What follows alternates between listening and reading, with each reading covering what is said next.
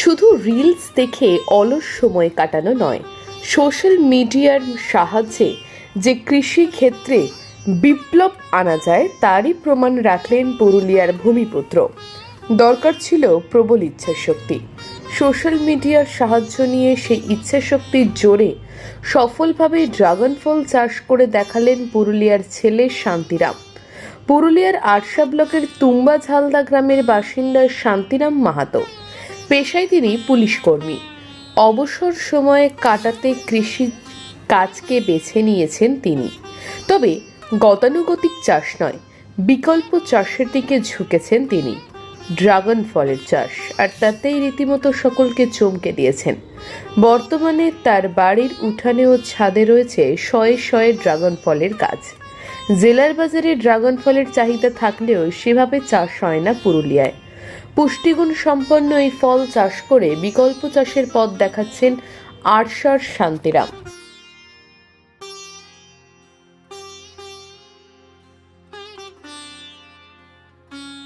লকডাউনের সময় তিনি জানতে পেরেছিলেন ড্রাগন ফলের উপকারিতার কথা। তারপরে উত্তর 24 পরগনা জেলার বাগদা এলাকার এক শিক্ষকের কাছ থেকে তিনি প্রথমে কয়েকটি ড্রাগন গাছের চারা কিনে এনেছিলেন। সেই গাছ লাগিয়ে সফল হওয়ার পর উৎসাহিত হয়ে তিনি আবারও নদিয়া থেকে মরাক্কান রেড প্রজাতির প্রায় 250টি চারা কিনে আনেন, আর তা দিয়েই ড্রাগন ফলের বাগান তৈরি করে সকলকে তাক লাগিয়ে দিয়েছেন। এক একটি ড্রাগন ফল প্রায় 300 থেকে 400 গ্রাম ওজন রয়েছে। বর্তমানে প্রায় 300টির বেশি ড্রাগন ফলের গাছ রয়েছে তার কাছে।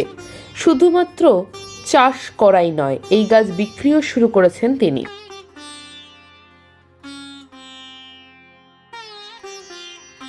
আমাদের যে হলো না, করোনা যখন হয়েছিল, করোনা ওই 19 যখন করোনা হয়েছিল, করোনা টাইমে দেখেছিলাম যে ড্রাগন ফল যে যারা করোনা হচ্ছে খালে না খুব উপকার।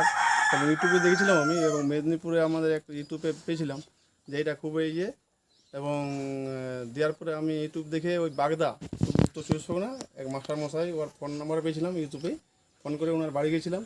বাড়িতে গিয়ে আমি 10টা চারা নিয়েছিলাম, দিয়ে বন্ধুকে 4টে দিয়েছিলাম, আর আমি 6টা লাগিয়েছিলাম। তাতে ফল ধরেছে। সেই থেকে আমি আবার গত বছর এই পালপাড়া নদিয়া ডিস্ট্রিক্ট, ওখান থেকে আবার 250 মতো চারা নিয়ে আসি। তাতে আমি এখানে লাগিয়েছি 250 মতো, আর তুম্বা ঝালদা আমার যেখানে গ্রাম সেখানে ওই 60টা মতো আছে ওই ফলের টবে লাগিয়েছি। কোথায় সেগুলো কোথায় রয়েছে? ওগুলো তুম্বা ঝালদা গ্রাম। আর এটা ভাটবান্ধা, এটা ভাটবান, এটা ছাদের উপরে, হ্যাঁ ছাদের উপর লাগিয়েছি। এবং তাতে যদি মানুষ এই যা দেখে আমি বুঝতে পারছি, যদি বেকার ছেলে যদি কেউ করতে চায় তাতে প্রচুর, এবং এটার কোনো যত্ন নেই। এটা আমি হয়তো আসি, আমি পেশাতে ক্যালকাটা পুলিশ, তো ওই যখন হয়তো আসি তখন টুকটাক করি, বা বাড়ির আমার যে ফ্যামিলি আছে তারাই করে দেখাশোনা করে এটা। এবং কোনো এটার মধ্যে কোনো ইয়ে নেই যে আপনার যে অন্য সবজির মতো যে খরচ বা কিছু খরচ নেই, বা কিছু ইয়ে করতে হয়, মানে কি বলবো, যেটা ওষুধ দিতে হয়, বা বেশি সেচেরও প্রয়োজন হয় না। একটুকুই ফাঙ্গাস লাগে, যেটা ফাঙ্গাস ওষুধ দিতে হয়। আর এই ফুল যখন আসে তখন পিঁপড়ে হয়, একটু পিঁপড়ে, বাকি কিছু নেই। এবং খুবই যদি কোনো বেকার ছেলেরা যদি করতে চায় না, খুবই উপকার। এবং এটা আবার আমি শুনেছি বা ইউটিউবে দেখি যে একবার চাষ করতে গেলে 20-25 বছর, মানে আর করতে হবে না আর কি। তো একটা বেকার ছেলে যদি মনে করে, ইউটিউবে অনেক দেখেছি, তো যেটা শুনেছি সেটা মনে হচ্ছে বাস্তবই আর কি।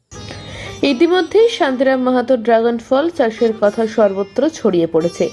অনেকেই তাকে দেখে বিকল্প চাষের দিকে এগিয়ে আসছেন। সুখা পুরুলিয়ায় অনেকেরই অনুপ্রেরণা হয়ে উঠেছেন তিনি।